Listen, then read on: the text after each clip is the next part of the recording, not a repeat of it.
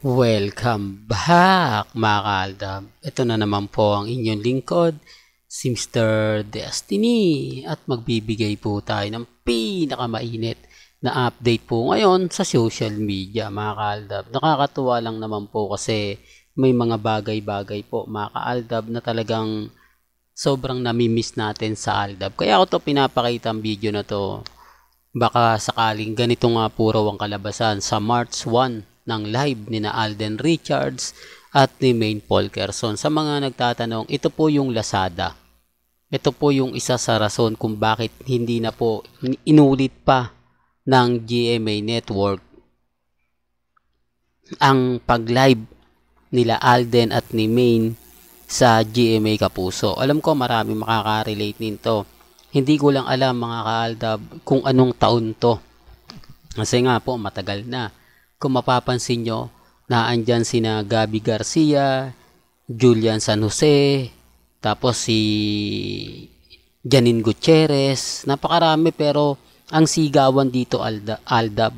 Kaya nga po medyo napahiya yung mga artista ng GMA Network. Hindi po tayo nanood ng live sa mismong pero sa television po mismo o television mismo narinig po natin yung mga sigawan na talagang mapapaisip naman po talaga kayo. Sinasabi ko lang po ito para lang po sa kaalaman ng lahat. Sinasabi ko lang po ito sa mga taong dumadaan at bumibisita po sa channel ni Mr. Destiny. Kaya nga po ako mga kaaldab, 101% updated po ako. Lalo na po ngayon na talagang ramdam po natin ang presensya ng aldab. Sa ngayon, kalmado lang po tayo. Sa ngayon, mag-aantay lang po tayo. Di po ba? Kung ano nga po ba talaga yung mangyayari ngayong live sa Bingo Plus Night. Na kung saan March 1 nga po ito mapapanood at ilang araw na lang naman po ay birthday na ni Maine Polkerson. Sinadya nga po ba talaga ni Alden na sumama diyan sa Bingo Plus dahil pinagbigyan niya si Maine Polkerson dahil malapit na nga po ang kaarawan nito? Oops, issue na naman yan, Mr. Destiny. Alam mo kaya ka nababash, kaya ka lagi na pag-iinitan dahil sa mga ina-update mo, dahil sa mga sinasabi mong wala namang katuturan, dahil sa mga sinasabi mong keso ganito, keso ganon. Sabi ko nga po sa inyo, dito po sa channel ni Mr. Destiny, kung ano lang po ang latest, kung ano lang po ang trending, yan lang naman po yung ihahatid ko po sa inyo. Sa mga nagsasabi na fake news ako, hindi totoo yung mga sinasabi ko, hindi totoo yung mga pinapaliwanag ko, wala pong problema. Hindi po ako namimilit at dito naman po sa channel ni Mr. Destiny, wala naman pong pilitan. Di po ba? Lahat po ng paniniwala po ninyo at pananaw, nire-respeto ko po yan at ginagalang. Real talk mga kaaldab. Kaya nga po yung iba, pag pumupunta rito, lahat ng mga gusto nilang malaman, agad-agad naman po nilang nalalaman. Siyempre, ina-update natin at 101% po tayong nakatutok.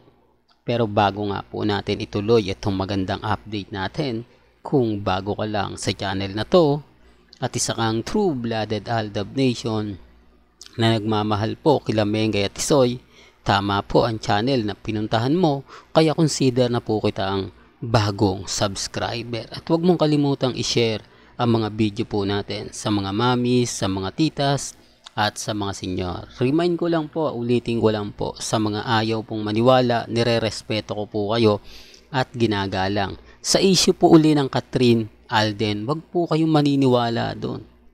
Ginagawa lang po nila yan para po sa mga fans. Although maingay siya sa mga social media gaya ng Instagram, Facebook, website at Twitter. Marami po kasing followers si Kat.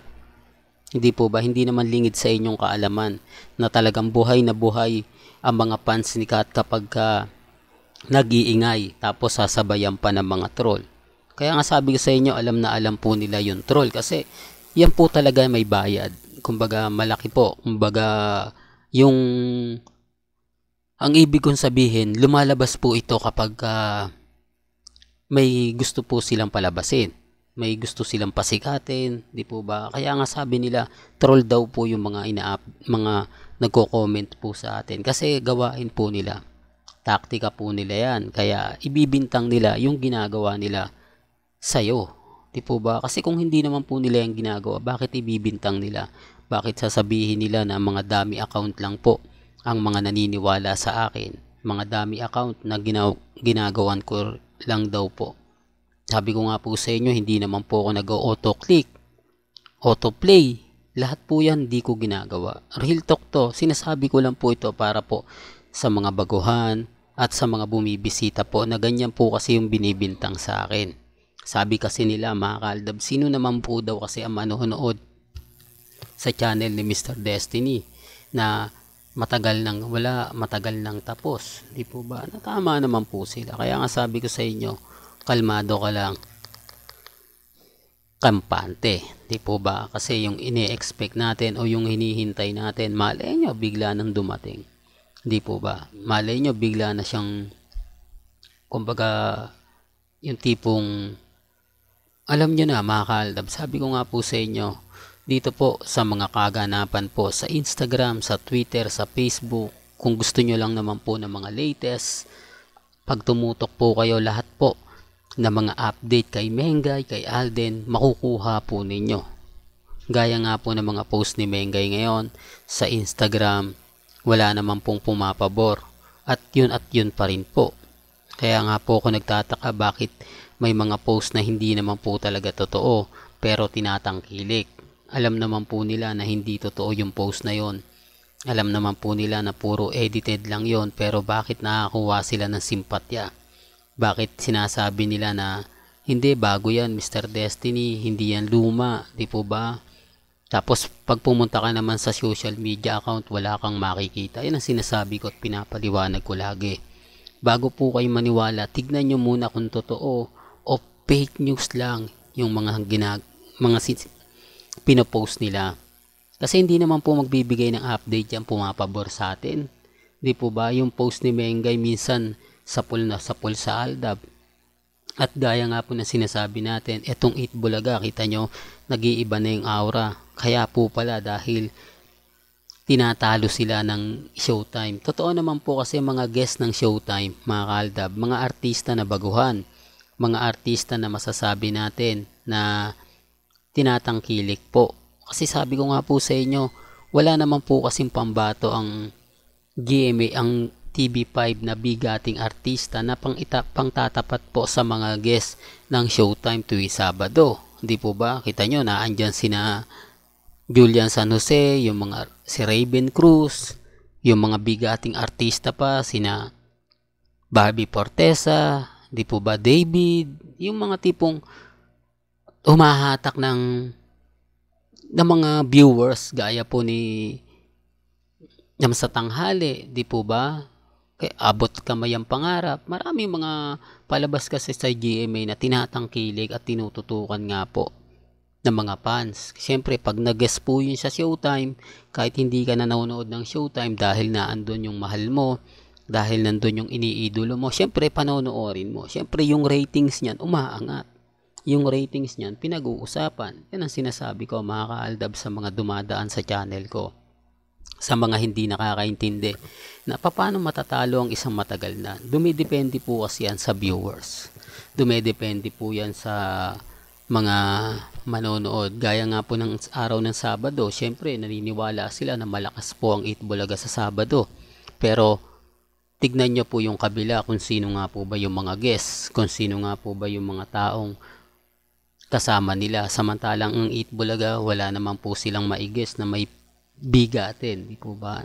Kaya nga sabi ko sa inyo, may mga bagay-bagay po na mahirap nga po talagang ipaliwanag. Tapos hati pa yung viewers kay Mayor Yorme at kay Jose Manalo sa Barangay 1 for All for One. Meron ding segment ang tahanang pinakamasaya, di po ba? Well, may kanya-kanya tayong opinion, mga kaaldab. Hanggang dito na lang po ang ating latest updates. Kaya kung gusto nyo pa po ng pinaka-latest at sariwang update, Abay tumutok lang po kayo dito po sa channel ni Mr. Destiny para updated po kayo sa mga latest at sa mga bagong video po na ilalabas po natin maya maya lang. Hanggang sa muli, salamat po sa panonood at pakikinig.